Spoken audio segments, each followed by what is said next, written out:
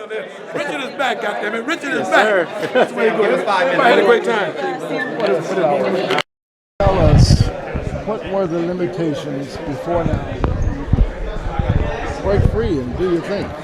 Well, you know, I had a non-compete which was well documented, but that expired quite a while ago, well over a year and a half ago or so. But I decided to, you know, wait for the right moment, and so I would have been free to come back for quite a while. But I was involved in some other businesses, did some other things, so I basically wanted to make sure that you know, the time was right, and now the time was right.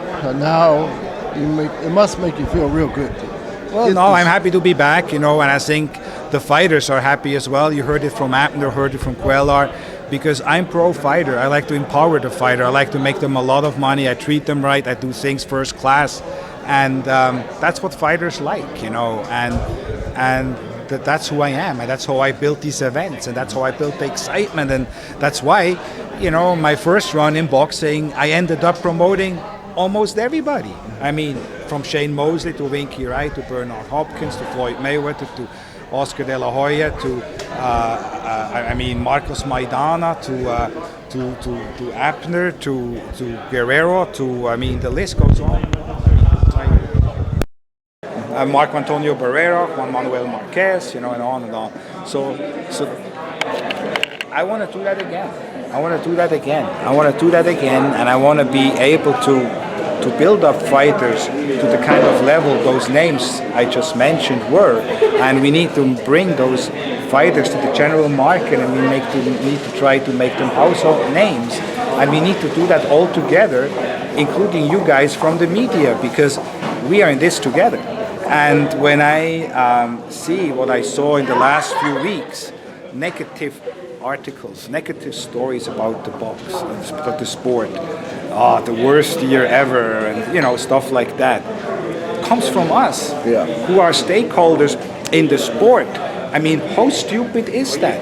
How stupid is that? Let's talk about positive.